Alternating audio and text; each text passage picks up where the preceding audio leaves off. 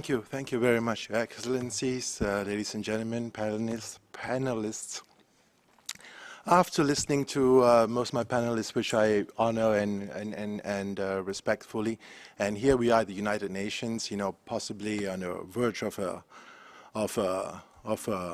larger war than the proxy one which is going on currently in Syria. I think we have to get real with a lot of the ideas that we may have in terms of how we're going to move forward and actually achieve the SDGs. I like the word partnerships, private-public partnerships. I think it's great. It's a good metaphor in many areas. But I could also use another metaphor in the sense like governments are like shepherds, companies are like wolves, and the rest of us are like sheep. Now, so I hope that woke you up a little bit in the sense that private sector has to be constrained. They're looking for profits. They're looking for scenarios where they have low risk profile to make a lot of profits for their shareholders. So we don't need to teach them what to do to make money.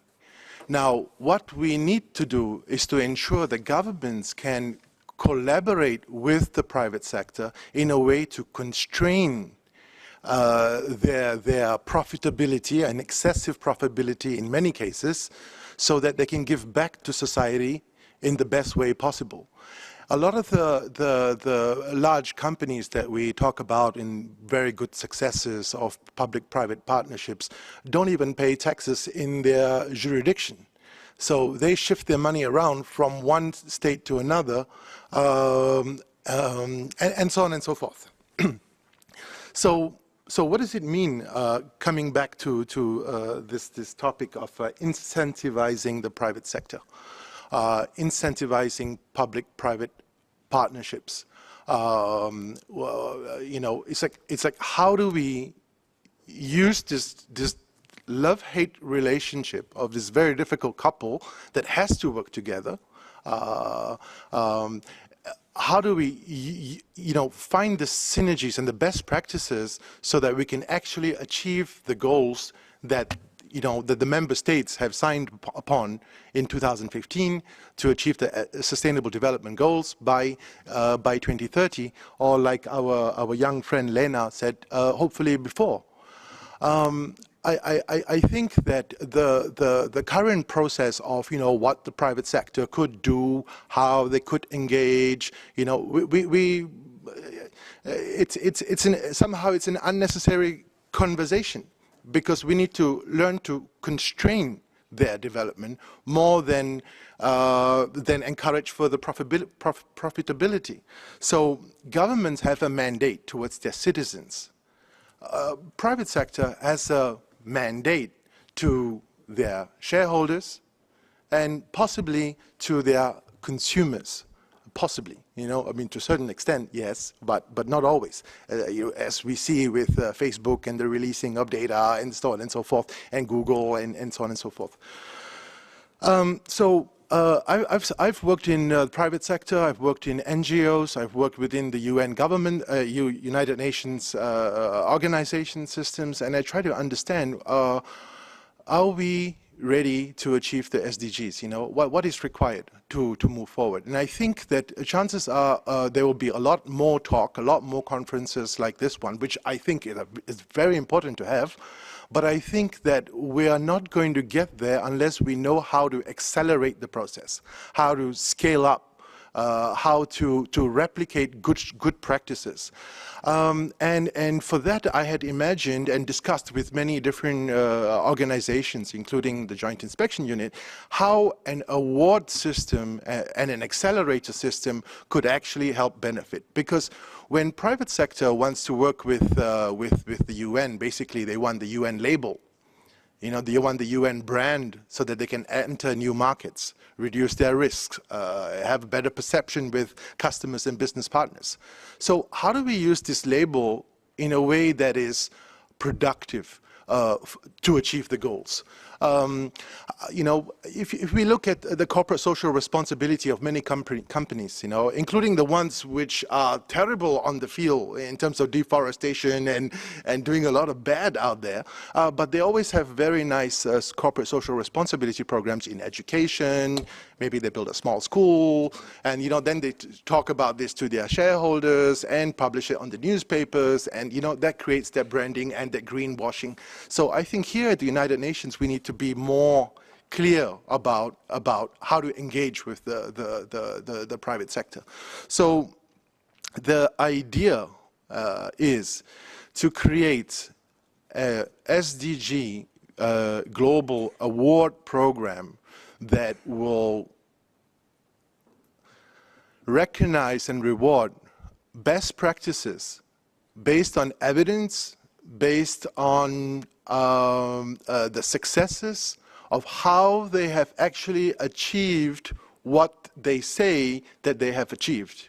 It's not sufficient to say we have a corporate social responsibility program in education sector and we are part of the UN Global Compact and we would like to engage with the UN and with the governments, but we do not have the resources, or we have issues with what is a transformational model. It's not their job. Their transformational model is to increase the amount of dollars and cents into their bank accounts and that of their shareholders. It is the role of governments to steer this, to steer. It's the role of the United Nations to be able to steer the activities of the private sector. And I think it's possible. So by creating an award mechanism, which strangely enough, even within the United Nations, it's like a nice idea, but we might not want to get there because of politics. You know, if we give an award to person A from Brazil, perhaps person B from Netherlands might not be too happy because Brazil got the award and not Netherlands, you know. And because there are many different award programs within the UN currently, and it's very political. You know, the day before the awarding of a specific prize, people go up to your office room and say, hey, please, can you not do that, give that prize to person A or person B? Because it is very soft, a soft approach to awarding, rather than data-driven, rather than evidence-driven. And I think that's where we have to get to. We have to be able to collect data. If we cannot see things from data, then I think we are missing the point of achieving the SDGs and the targets. So we have the targets, which is it's a great framework, and everybody has bought onto the framework. And now it's how do we, you know, collect the data? For governments, for example, governments are required to publish or to do a report. It's called the voluntary report. National Review Voluntary Report, which this year 44 countries had filed in their voluntary review, but the voluntary reviews are not structured enough, so they're not intercomparable. So we do not know what works here if we can replicate over there. What works here, can we scale it? So it's still voluntary. We're still at the emerging stages. It's like, how cool are you? I'm cool. But, you know, so is she great? Yeah, she's great. But, you know, we can't measure, we can't hold, we can't have tangible elements. And for many, many reasons. And if you even look up some of the work published by the United Nations Joint Inspection Unit, you know, 2017, Results-Based Management in the United Nations System, a high-impact model for results-based management, benchmarking, framework, stages of development, and outcomes. The reason why they did that, because even the United Nations system-wide organizations are not really on the ball of actually working with results-based management strategies to, you know, it's like, so it's still weak. We're still weak on the data. Another report is the knowledge management within the United Nations system. Why? Because it's very weak. So another report is on the role of service centers in redesigning administrative service delivery. Another one is on donor-led assessments. In 5 years, there were around 800 assessments by donor countries who basically fund the United Nations to check on how well are you using your money. The European Union, I can see the European Union sitting over there, is one of the largest funders outside the United States of America, who've pulled out a lot from the United Nations systems, is a big funder. And how do we know that we are getting the best value for the money?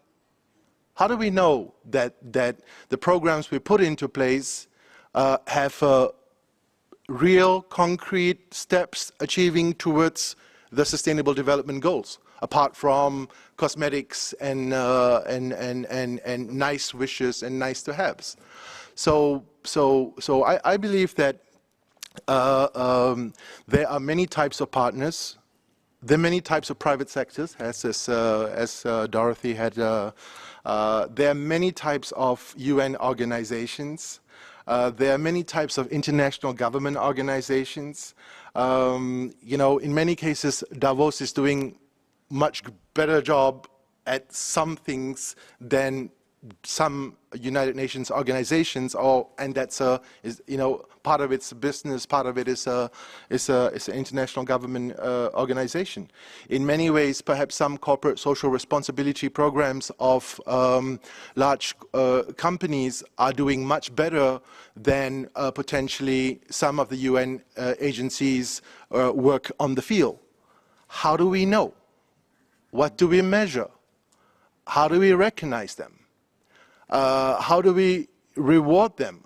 How do we scale them up? How do we replicate? How do we accelerate?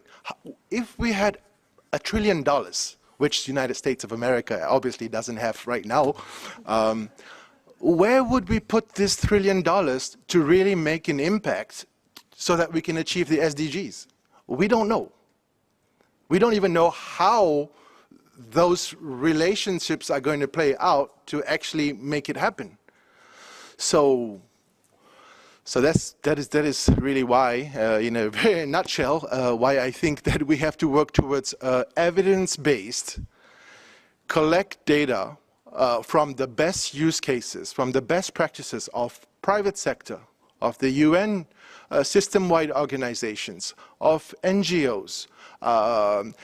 Let them tell us what are they doing towards the SDGs, and let them prove to us the value of what they are doing. And if that value is the best value we can see today, let's give them an award, and let's make sure that their best practice can be shared to other member states, and let's make sure that that best practice can be accelerated and scaled and so on and so forth. So I rest my case for over there. Please, for being a little bit late.